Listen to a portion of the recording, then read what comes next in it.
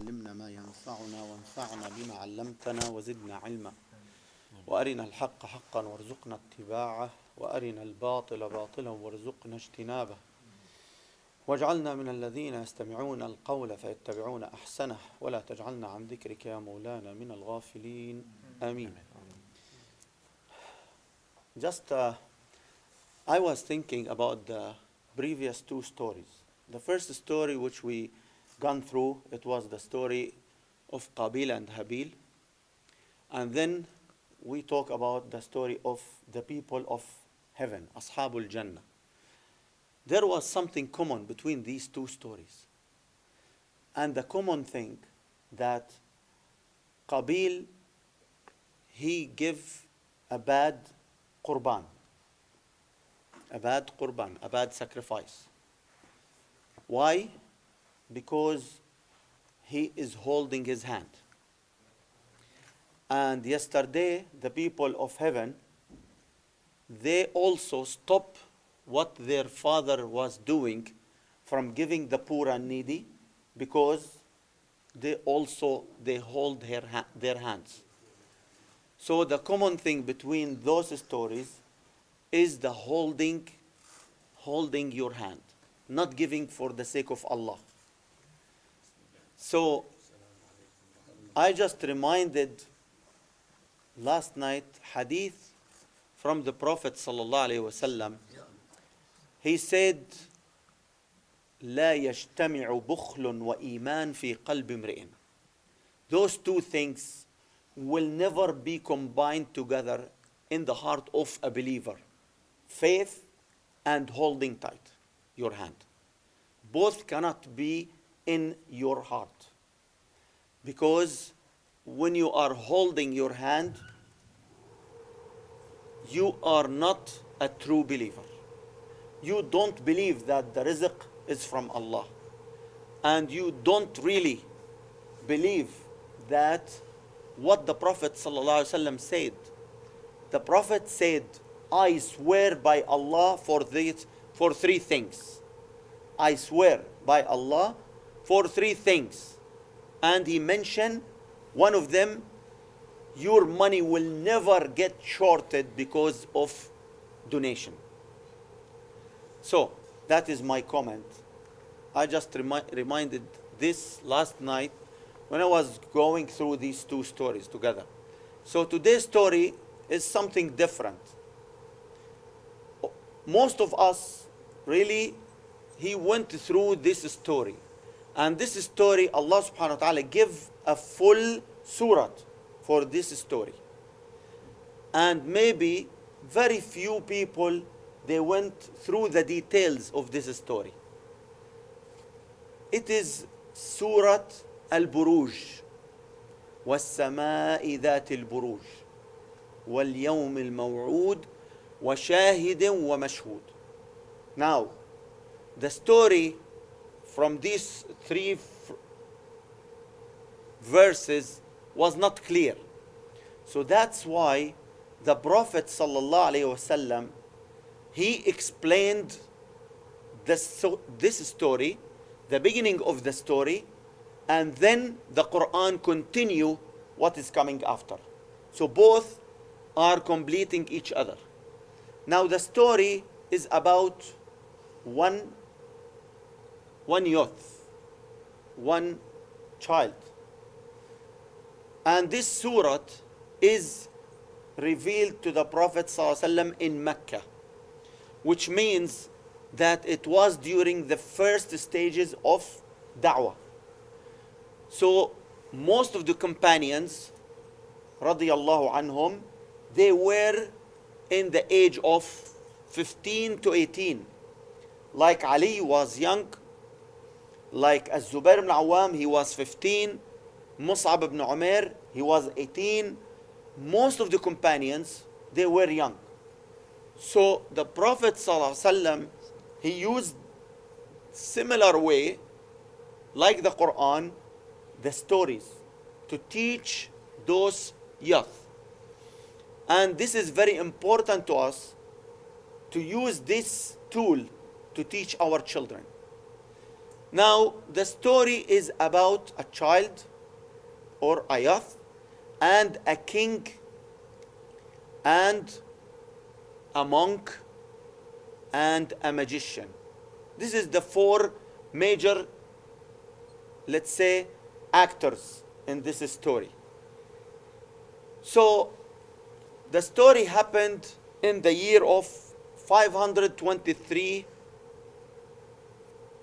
That which means it is before the Prophet ﷺ about 40 years. So it is very close to the Prophet ﷺ time.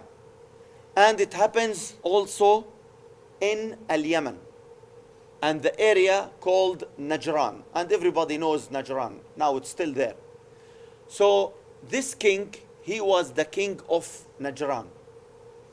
And the brief summary of this story, which we want to learn, that it is not good, or we can say it is not worthy to live your life just to eat and sleep and do your work and that's it. The Prophet ﷺ, when he started his da'wah, he has chosen some specific guys, companions, and he chosen them based on their potential. They have the potential to carry the message, to carry the da'wah, to protect Islam, to give Islam, not to take from Islam. So that's why he chosen some people. He did not call everyone to Islam at the beginning of the da'wah, but after that he called everyone. But at the beginning, he needs some people with high potential to keep going, to carry the da'wah.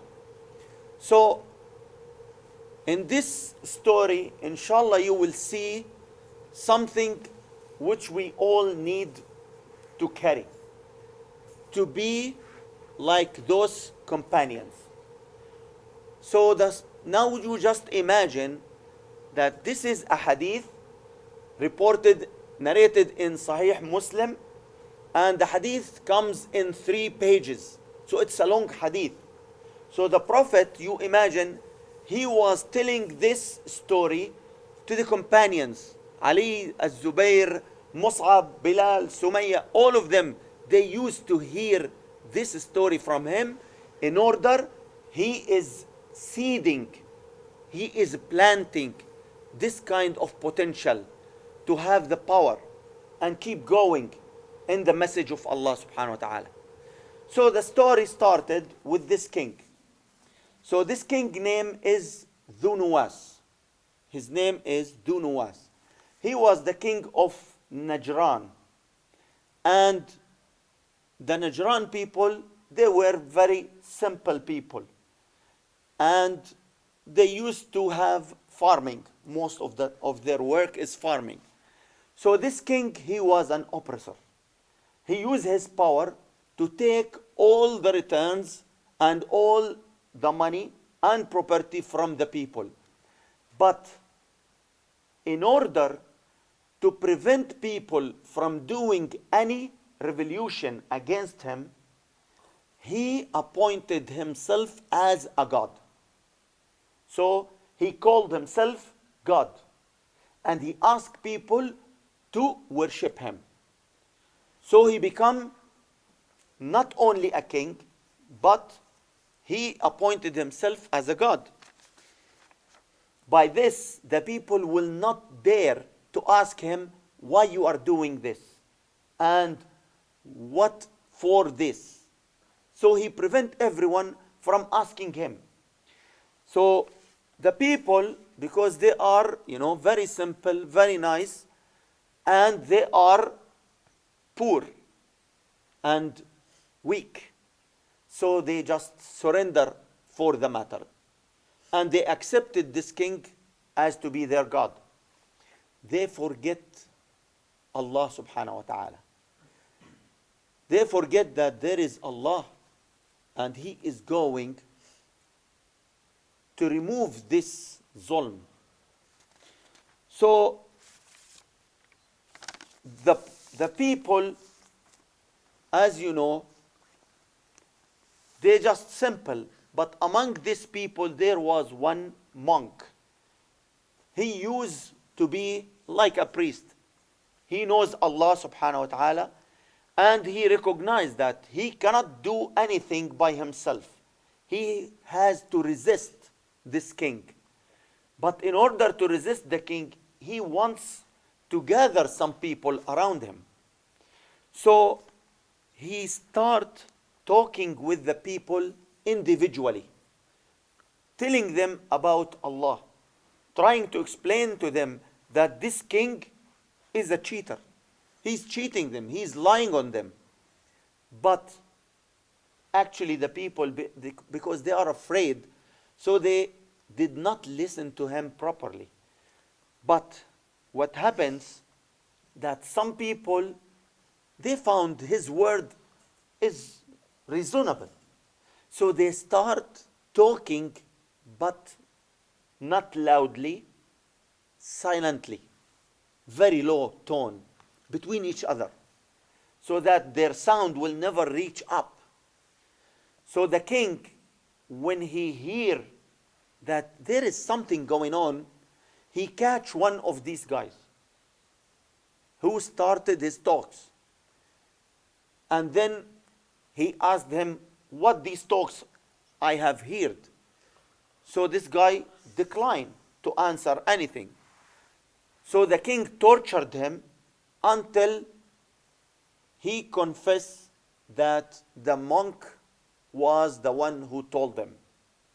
So now the king gets very angry, and he wants to punish or kill this priest or this monk. So the monk runs away outside the borders of the city. So the king wants to settle down the people and call them down. So what he did, he wants something in order to give himself more power. So he searched for a magician. And you know, the magician, he's not doing something, abnormal, but he is playing with the illusions. All of us knows the story of Musa alayhi salam and the magicians. And Allah subhanahu wa ta'ala, he stated in the Quran that they use their magic to fake the eyes of the people so that they will see the ropes like snakes. And actually it is not snakes. So the magician is using an illusion to make you see something not realistic. So he reached the king to one magician, and he was very powerful man. So he called him, and he brought him, and he gave him one big palace very close to the king palace, and he asked him to do his tricks so that he will convince the people that the king is their God. So that is the main goal.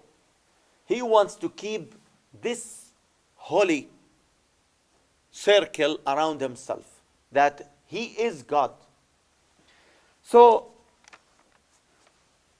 this magician, he start doing his tricks. He start making some illusions about the clouds, how the clouds is collecting together, and how the clouds, they are writing the name of the king in the sky. So these kind of things, actually, it makes a big effect on the people. So the people, they become convinced that this is really a God. But actually, the magician knows that the king is not God. He is the only one now who knows reality, that the king is fake. But the people, they are convinced. So the monk now, he is hesitating. What shall I do? And not only that, the king, he announced a reward of 1,000,000 dinar to anyone who bring this monk to him. So that's why the monk, he lived between the mountains in one cave.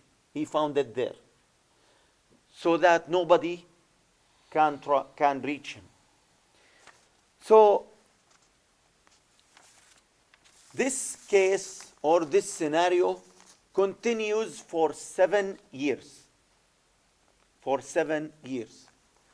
So among the people who was coming to visit the city, there was a boy.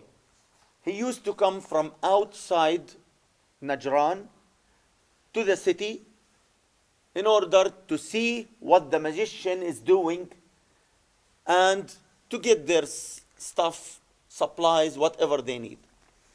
So one time, this magician, he called the king and he told him that I am becoming very old and you need someone to be in my place once I passed away. So you need someone to replace me. So find a good person. Now, let me tell you the hadith of the Prophet ﷺ here.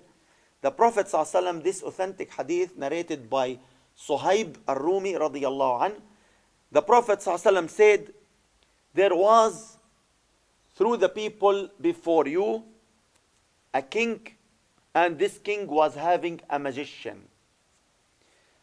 So the magician told the king, I am becoming very old, so seek some young fellow so that I will teach him my tricks, so that your power will stay as you like.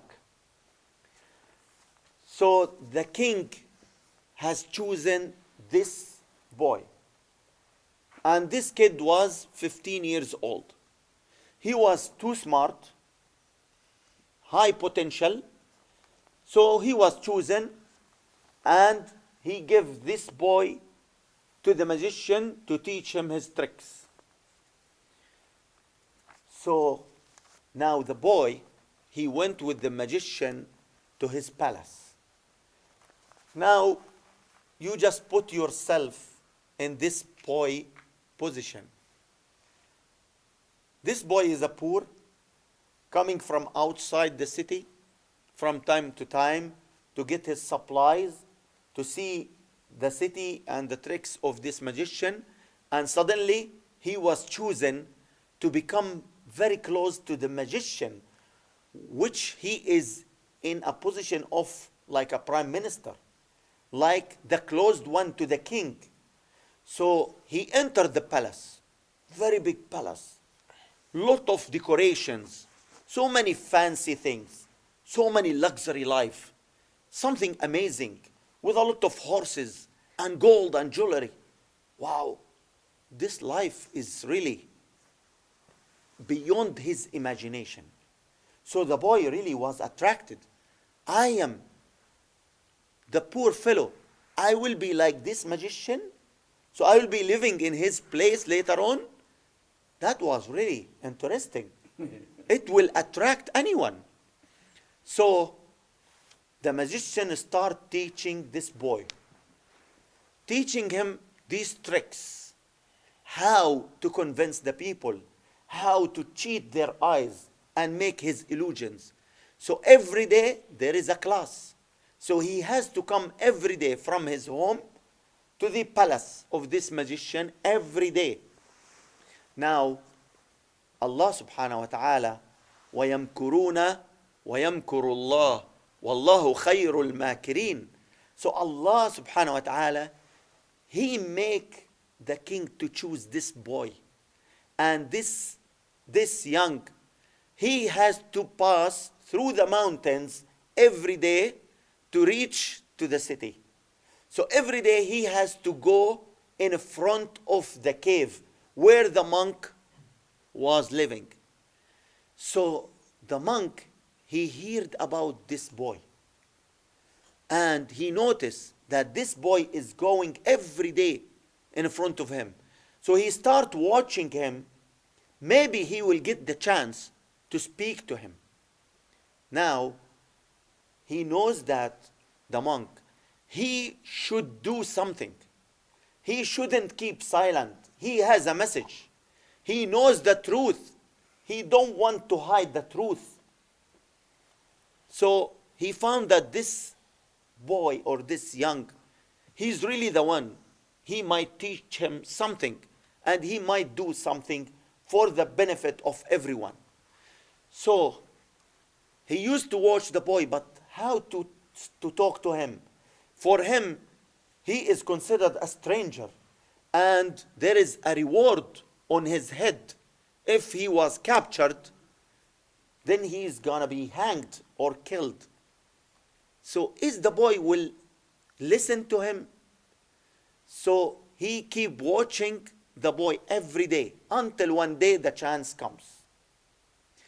The boy, through his walk going to the city, there was a big ditch in the ground. So he fallen into the ditch. And he started shouting, crying for help. So the monk was there watching him. So he approached him and he told him, I know that you are the small magician. You are the right hand for the big magician. So let your illusion to help you now. Show me how can you help yourself. Get up from this ditch. So the boy started thinking, who are you?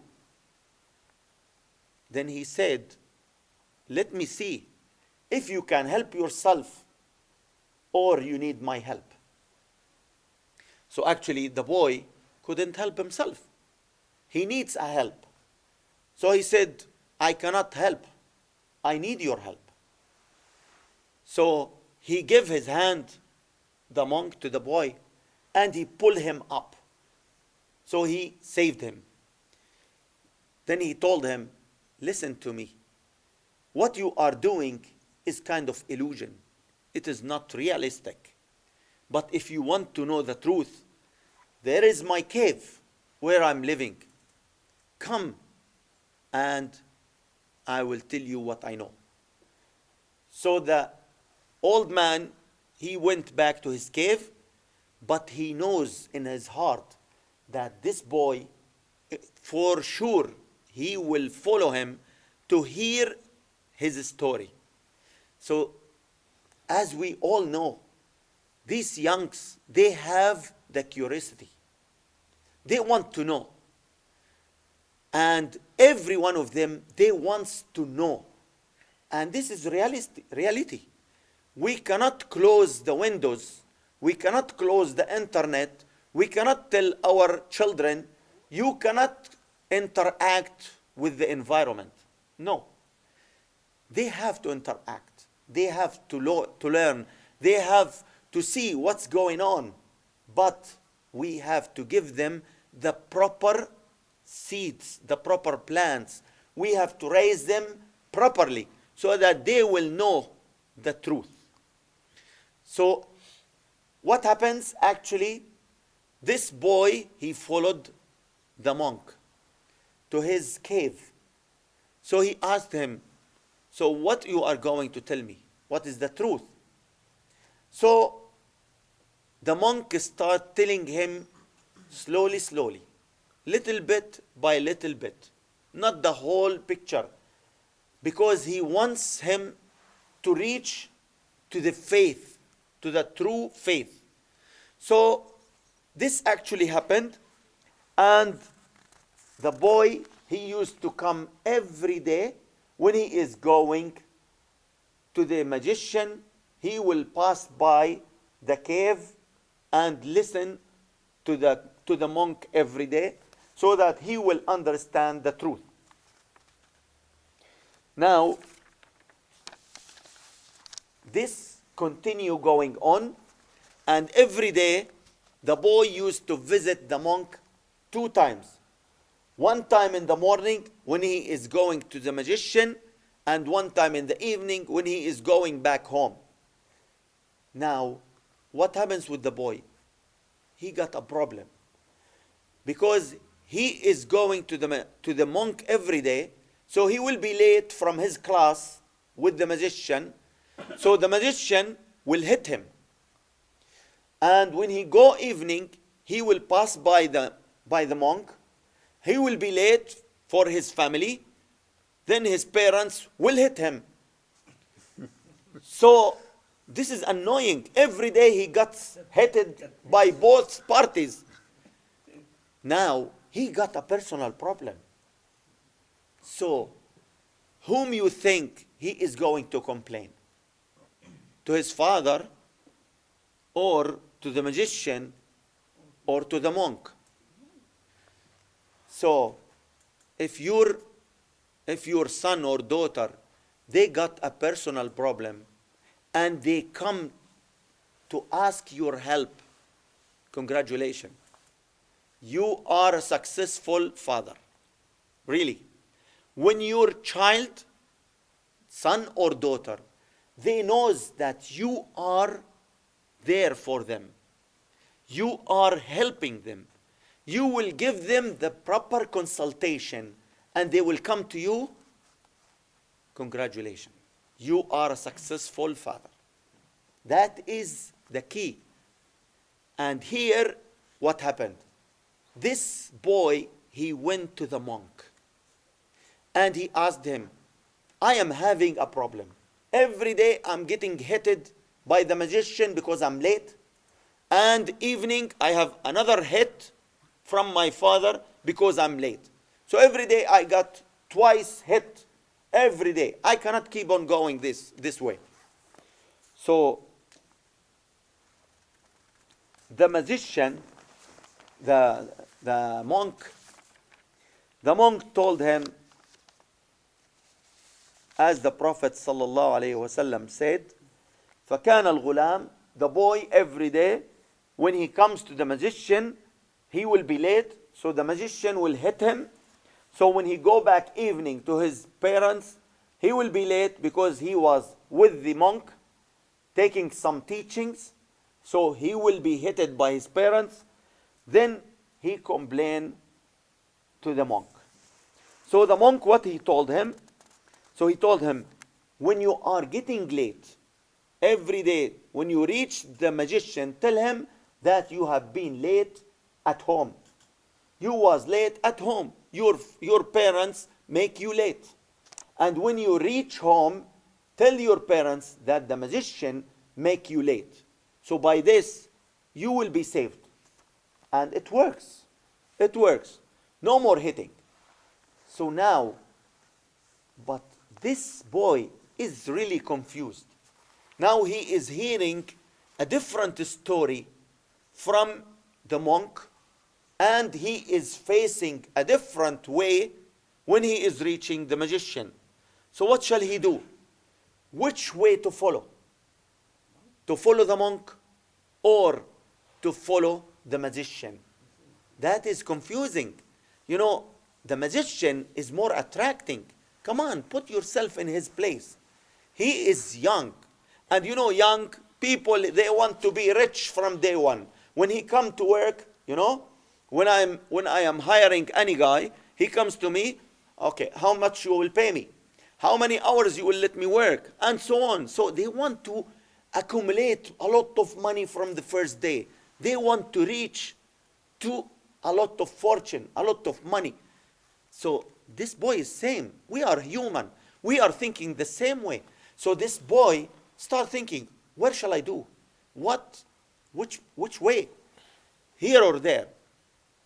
So if he stay with the monk, they gonna kill him because the monk is required for killing. He is against the king. If he wants to stay with the magician, then what the monk was told him maybe was the true, then he will close his eyes. So really he was confused what to do. And he was thinking. So by this you can understand, because he keeps going every day to the monk and to the magician, he's still confused. he still did not decide which way to go. So he get really very tired, the boy. So, and in one day, something happened. Allah subhanahu wa ta'ala wants to give him the good picture, the reality.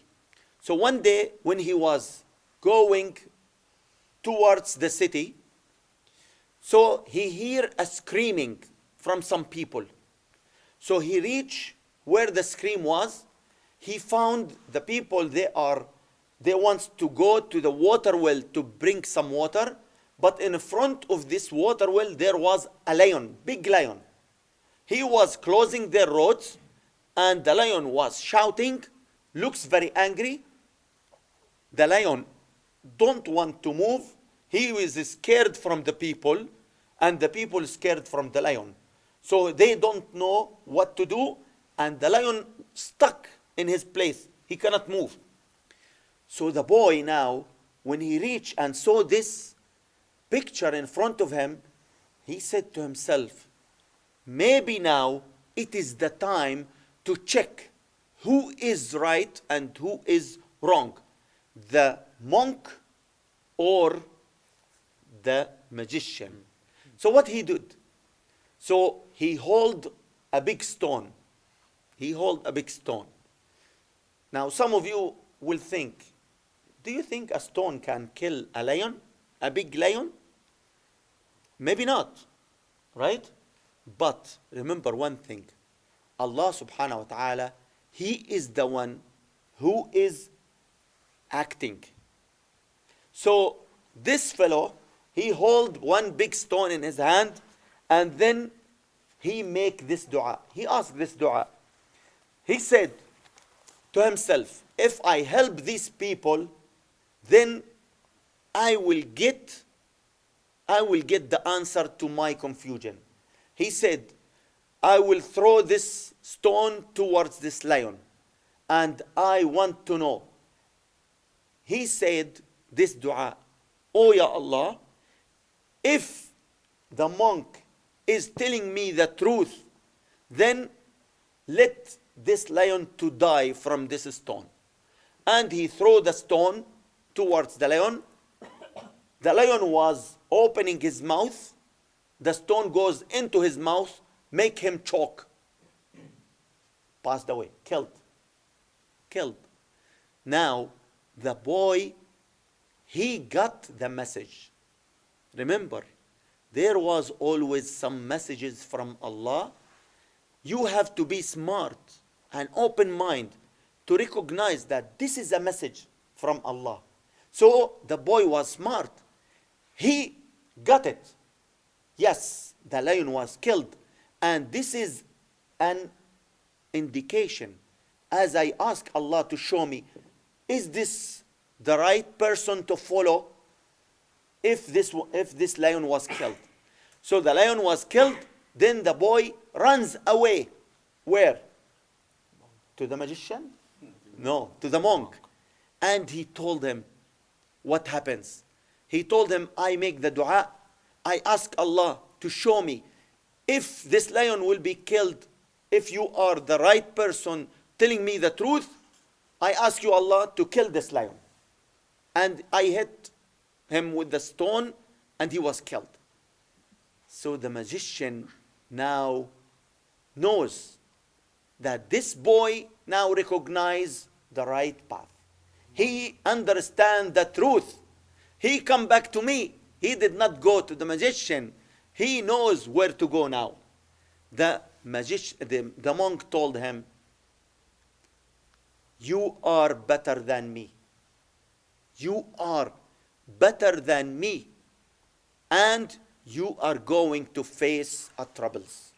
So if you face the trouble, don't tell them about me. Don't tell them about me. Now, very good thing to stop here to think about it. Why the monk told him, you are better than me? Because the monk actually, he's having more knowledge, right? But why this young is better than him? Because this young, he is living with the people, And his aim when he tried to kill the lion, his aim was to help the people, and that's why Allah helped him. So by helping the people, this boy understands that Allah is going to help him. So now the boy is having more potential to speak with the people, to come and make the da'wah. So that's why the monk told him, you are better than me. So what is going to happen now with the boy? As I told you, this is a hadith authentic in Sahih Muslim. So the Prophet ﷺ used to tell this story to his young companions so that they will understand that if you got the truth, if you know the truth, don't keep it for yourself. You have to go outside to speak with the people. Carry the message. Carry the message. And do not sell yourself cheap. Do not sell yourself cheap. Your life, your rizq, your health, your destiny is all with Allah. So don't be away from Allah. You will lose. You will lose. And life is short. Don't waste it in begging people. You just stick with Allah and ask His help. He's going to help you. So I will stop here today. Tomorrow, inshallah, I will be here to continue the second part of this story. I hope you will find it more interesting tomorrow. Tomorrow we'll continue with the Surah of Burooj to understand why this is happening and how Allah subhanahu wa ta'ala described the people of Ashab al-Ukhdud, in which He mentioned in Surah Al-Burooj. Walhamdulillahi Rabbil Alameen. اللهم اجمعنا على ما يرضيك واجعلنا من المتحابين فيك. اللهم اجعل جمعنا هذا جمعا مباركا مرحوما وتفرقنا من بعده معصوما ولا تجعل منا ولا فينا شقيا ولا محروما. اللهم اغفر لنا ذنوبنا وإسرافنا في أمرنا وثبت أقدامنا وانصرنا على القوم الكافرين. اللهم لا تدع لنا في مقامنا هذا ذنبا إلا غفرته ولا هما إلا فرجته ولا عيبا إلا سترته ولا حاجة لنا من حوائج الدنيا والآخرة إلا يسرتها وقضيتها يا قاضي الحاجات يا مجيب الدعوات. بدل سيئاتنا حسنات. اللهم بدل سيئاتنا حسنات. اللهم بدل سيئاتنا حسنات. اللهم إنك عفو كريم تحب العفو فاعف عنا. اللهم اعف عنا وعن والدينا وعن أزواجنا وأولادنا والمسلمين يا رب العالمين. اللهم ارفع مقتك وغضبك عنا وعن أمة محمد أجمعين. اللهم هيئ لهذا الدين قادة صالحين. اللهم هيئ لهذا الدين قادة صالحين. اللهم يا رب انصر من نصر دينك. اللهم انصر من نصر دينك. اللهم من أراد بالإسلام والمسلمين خيرا فوفقه لكل خير ومن أراد بالمسلمين شرا فخذوا أخذ عزيز مقتدر يا رب العالمين. اللهم بلغنا ليلة القدر واكتبنا فيها من المقبولين. اللهم بلغنا ليلة القدر واكتبنا فيها من المقبولين. اللهم واجعلنا من عتقائك في شهر رمضان من النار يا رب العالمين. اللهم اعتق رقابنا ورقاب والدينا من النار يا أرحم الراحمين. اللهم يا رب اكتب من حضر معنا هذا اليوم من عتقائك من النار يا أرحم الراحمين. اللهم اكتب من حضر معنا هذا اليوم من رفقاء نبيك محمد يا أرحم الراحمين. اللهم ارزقنا شفاعته وأوردنا حوضه واسقنا من يده الشريفة شربة لا نظمأ بعدها يا مولانا يا رب العالمين. اللهم فرج كرب إخواننا المستضعفين في فلسطين وفي الشام وفي كل مكان يا رب العالمين. اللهم كن بهم رحيما ودودا كريما يا رب العالمين. لا إله إلا أنت سبحانك إنا كنا من الظالمين. ربنا ظلمنا أنفسنا وإن لم تغفر لنا وترحمنا لنكونن من الخاسرين.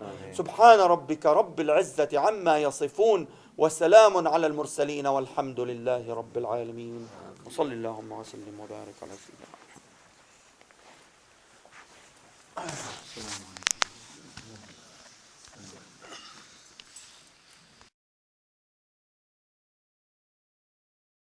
اللهم إنا نسألك العفو والعافية والمعافاة الدائمة في الدين والدنيا والآخرة.